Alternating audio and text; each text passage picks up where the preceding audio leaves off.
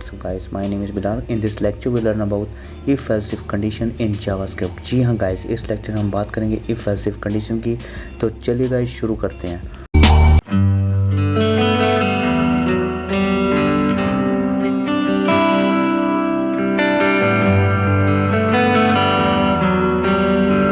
First of all guys, जो हमारे slides है इस पे चलते हैं और यहाँ पर हमने दो टॉपिक जो हम कवर कर चुके हैं, इफ़ कंडीशन को एंड एल्स कंडीशन को।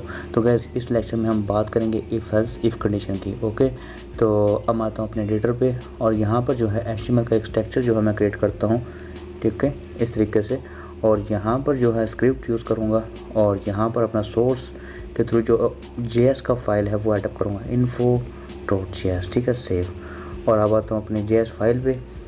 तो गैस यहाँ पर जो है, अब यहाँ पर मैं एक वेरिएबल लेता हूँ और वेरिएबल्स का जो होगा वो हमारा होगा डिपार्टमेंट, ठीक है, department okay, is equal to, अब डिपार्टमेंट कोई भी हो सकता है, जैसे कि मैं कहता हूँ कि ये इंग्लिश डिपार्टमेंट है, ठीक है, ओके, और सेव। तो ये एग्जांपल हम कर रहे हैं, इसके थ्रू ही आपको इफ़ एल्स इफ कंडीशन की समझ आएगी, ठीक है। अगर डिपार्टमेंट जो है, डिपार्टमेंट इक्वल टू अगर इंग्लिश होता है, ठीक है, सेव, तो ये हमारा ब्लॉक चलेगा, ठीक है, डॉक्यूमेंट डॉट राइट, ठीक है, सेम। और सेम कंडीशन जैसे गाइस हम इफ कंडीशन कर रहे थे, ठीक है। और यहाँ पर जो है हम लिखना है यू आर बिलोंग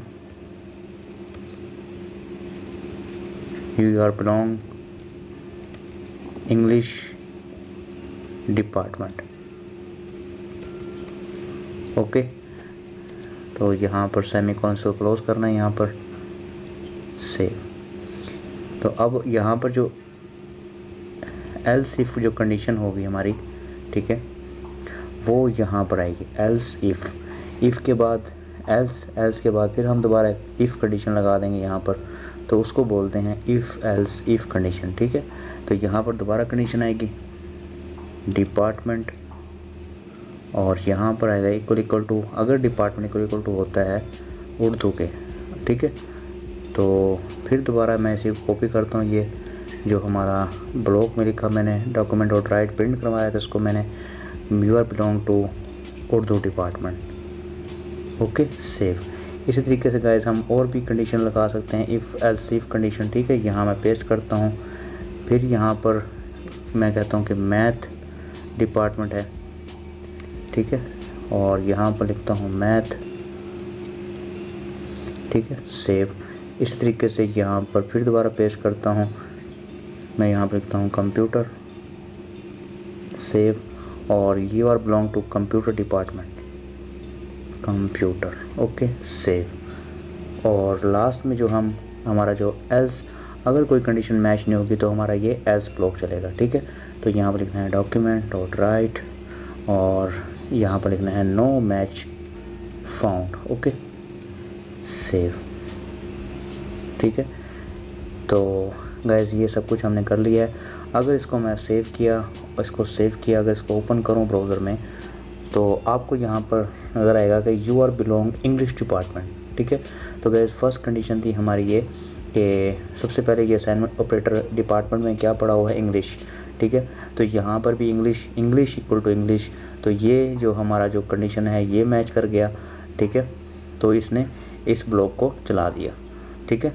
अगर यहाँ पर मैं लिख दूँ उर्दू, सेव, तो ये मैच करेगा कि ये कंडीशन मैच हुई है, नहीं हुई, फिर ये दूसरी कंडीशन पे आएगा, एल्स पे आएगा, एल्स में department Urdu equal to Urdu, ठीक है, मैच हो गया, तो आपको अब नज़र आएगा you are belong to Urdu department, okay. इस तरीके से अगर यहाँ पर मैं कर दूँ कंप्यूटर, सेव, अगर रिफ़्रेश करूँ तो वो कंप्यूटर को मैच कर लेगा, you are belong to computer department, okay.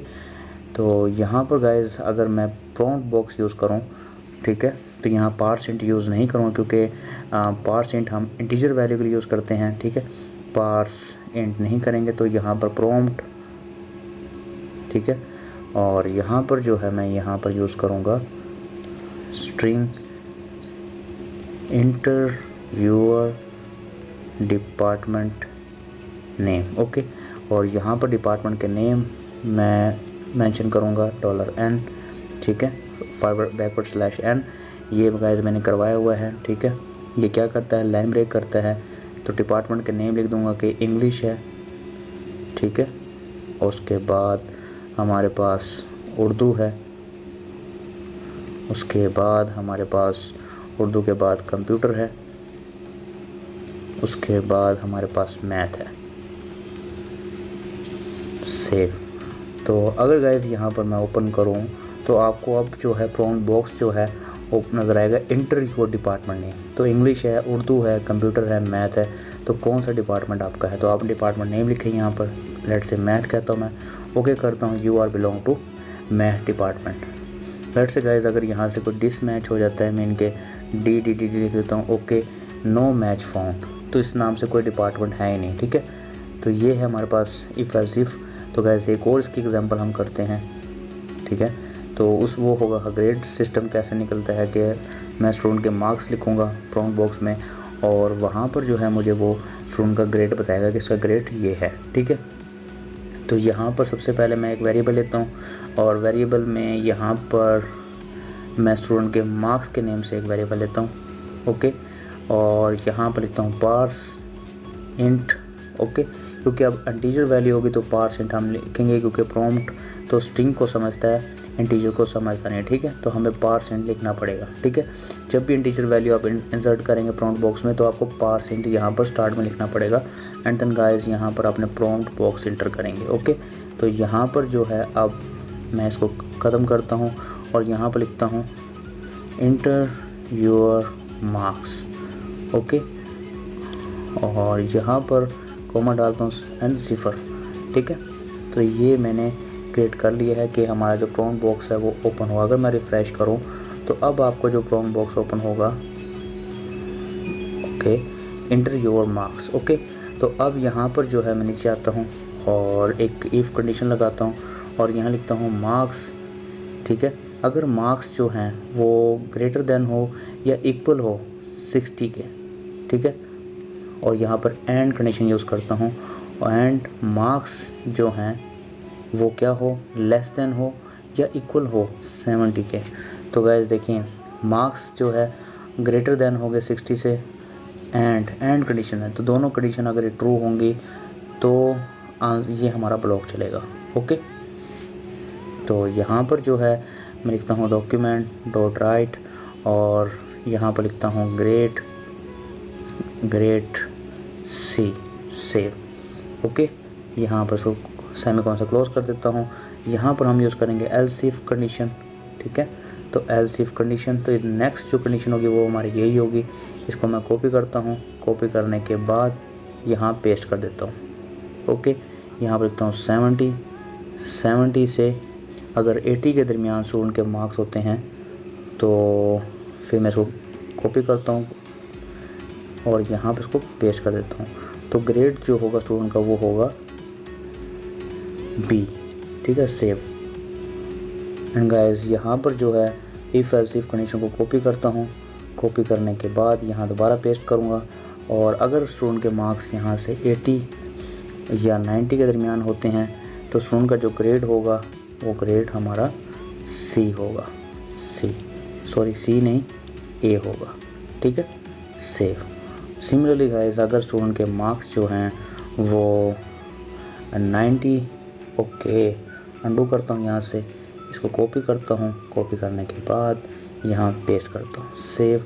अगर स्टूडेंट के मार्क्स यहाँ 90 और 100 के दरमियान होते हैं तो उसका जो ग्रेड जो है वो A+ होगा, सेव, A+, ठीक है, सेव। और अगर गाइस कोई वैल्यू यहाँ पर मैच नहीं होती तो एल्स ब्लॉक चलेगा यहाँ पर, और डॉक्यूमेंट डॉट राइट, और यहाँ लिखना है no match found, okay, save, ठीक है। तो यहाँ पर मैं इसको नो मैच फाउंड, ठीक है। तो अब मैं समझाता हूँ आपको। ये देखिए मार्क्स है हमारे पास, लेट से के मार्क्स जो हैं हमारे पास वो स्टूडेंट के हैं अगर 63 आ जाते हैं तो 63 जो है वो ग्रेटर देन है और इक्वल है किसके, 60 से। तो ये कंडीशन हमारी ट्रू होती है कि 63 ग्रेटर है, तो कंडीशन क्या होगी, ट्रू।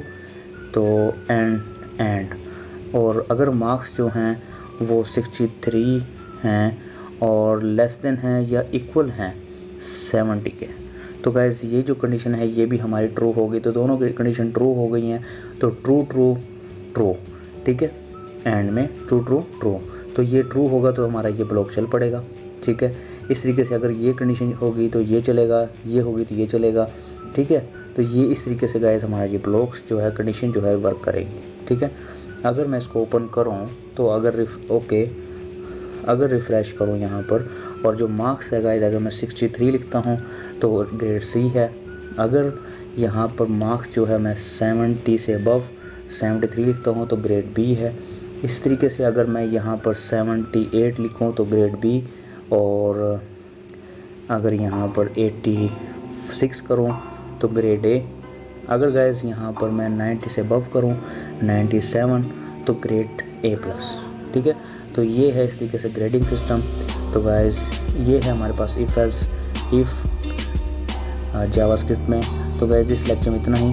गाइस अगर आपको वीडियो अच्छा लगा इस वीडियो को लाइक कीजिएगा, सब्सक्राइब कीजिएगा।